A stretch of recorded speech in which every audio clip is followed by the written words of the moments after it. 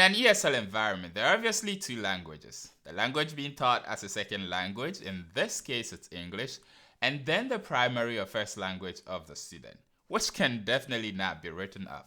It could be Korean, it could be Japanese, Spanish, it could be French, and in my case, it is Chinese. So, it's debatable as to whether the first language is crucial during ESL. There's only one significant explanation to me as to what makes the language learning process really impactful. That is the learning environment. The learning environment is made up of many things. However, basically, it has a teacher and a scenario, which is the opportunity to teach something together with all the possibilities surrounding it. Now, in the classroom, the teacher has certain responsibilities. One of them is making the class really interesting enough for the student to participate. Another is class control, which is making it possible to teach without unnecessary interruptions. And also very important is making it possible for the student to understand what is being taught. Sometimes we make compromises in the latter and employ the use of the first language to ease our burden in our explanation and demonstration of what is being communicated. Because what else would the first language be good for anyways? This could be really good in a lot of instances. Easy classroom control, easy communication of game rules, easy connection with the student because there's common ground. Because in my classes, whenever I speak their first language, students are always intrigued and they always say, wow, you can also speak Chinese. And then they want to chat in Chinese.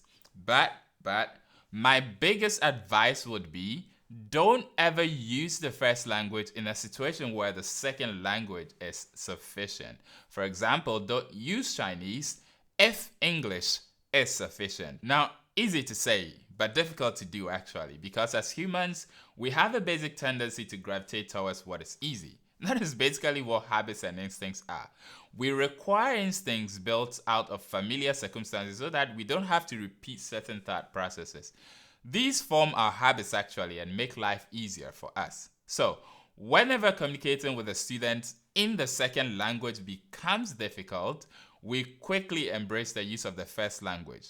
Invariably for the student, whenever understanding in the second language becomes difficult, they also seek the first language's comfort, not necessarily for translation or need I say interpretation, because languages don't always translate well. So, there was a time when I couldn't speak Chinese and my colleague teachers would try their painstaking best to explain things in English to me.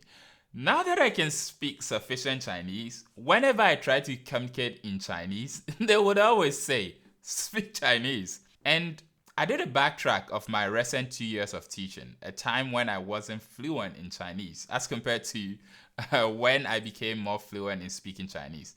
And my conclusion is that teaching was more difficult when I couldn't use the first language freely in my lessons. However, my lessons were the most effective during that time. So currently, one of my resolutions is to reduce my use of the first language significantly. Rather, to use possible methods to make the student understand directly what I mean. Obviously, I'm not an idiot.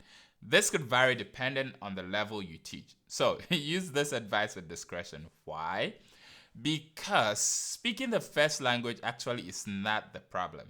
Students familiarizing for wrong reasons is the problem. It's a problem when they begin to reject the need to understand things directly. It becomes a problem when they begin to seek translation from the teacher for whatever he or she says. Let me leave you with a rather ambiguous thought.